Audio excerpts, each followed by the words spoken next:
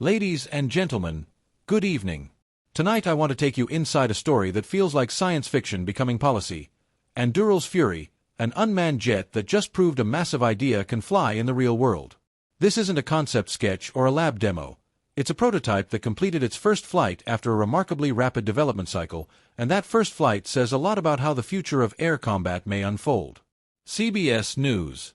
Fury, officially designated the YFQ-44A, is built to be a collaborative combat aircraft, a new class of systems that operate with human pilots but are capable of flying semi-autonomously as lethal, networked teammates.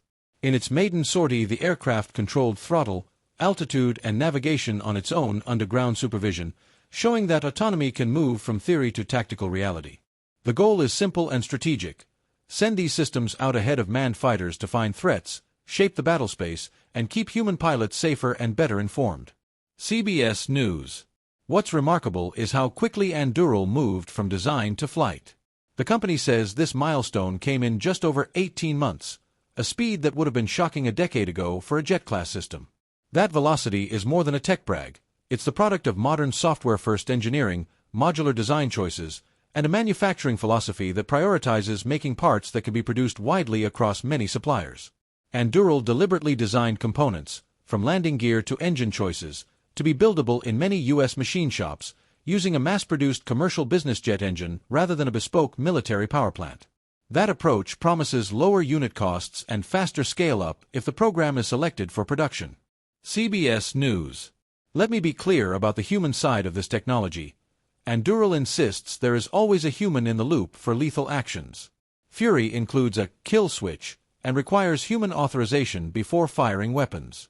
The company frames autonomy not as replacing judgment but as amplifying it, letting machines do the risky sensing and initial targeting work while humans retain the moral and legal responsibility for kinetic decisions. That point will be central to debates over doctrine, law, and public acceptance as these systems move from test ranges into operational planning. CBS News. Anduril didn't arrive at this point by accident. The Pentagon selected Anduril as one of two companies to build collaborative combat aircraft prototypes, a signal that small, agile defense tech firms can compete with legacy primes on cutting-edge platforms. This selection reflects a larger shift in defense acquisition. Speed, software capability, and the ability to integrate autonomy and networking are sometimes as valuable as decades of platform experience.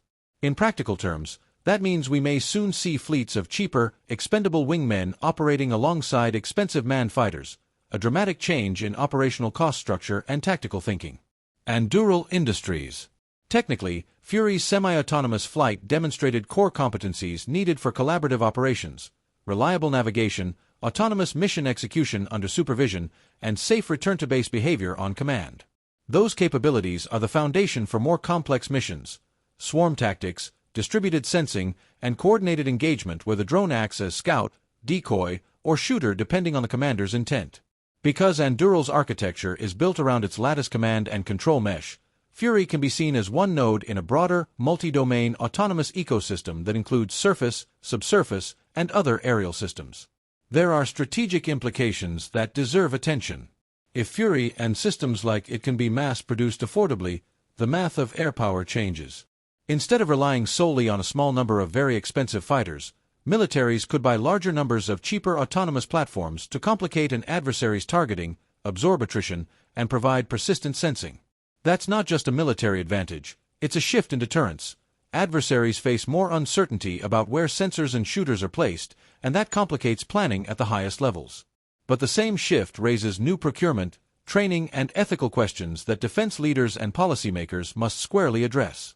We also have to talk about risk. Rapid development and deployment bring questions about reliability under contested conditions, cybersecurity of autonomy stacks, and command and control resilience when communications are degraded or jammed. Anduril's demos show promise, but the real test will be how these systems perform in degraded, electronic attack environments and whether human oversight can remain robust when milliseconds count. Regulators, lawmakers, and military ethicists will watch closely as prototypes move toward operational status. For investors, defense planners, and watchers of military innovation, Fury is a signal flare. Defense tech is changing quickly, and companies that combine software, autonomous control, and scalable manufacturing may disrupt legacy acquisition models. For pilots and service members, the the prospect of trusted autonomous wingmen could reduce risk and expand mission options. For society, the presence of autonomous strike platforms raises hard questions about oversight, international norms, and the boundaries of acceptable use.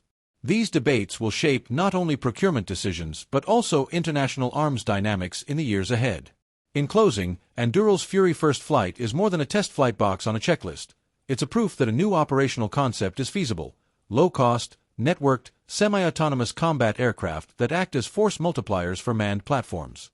The pace of development, the design choices that favor mass producibility, and the Pentagon's interest together make this a milestone worth watching. As these systems evolve, our job, as analysts, citizens, and professionals, is to follow the technology, demand rigorous safeguards, and shape policies that harness the benefits while limiting the risks. Because the future of air combat is arriving fast, and Fury just showed us its silhouette on the horizon. Thank you for listening.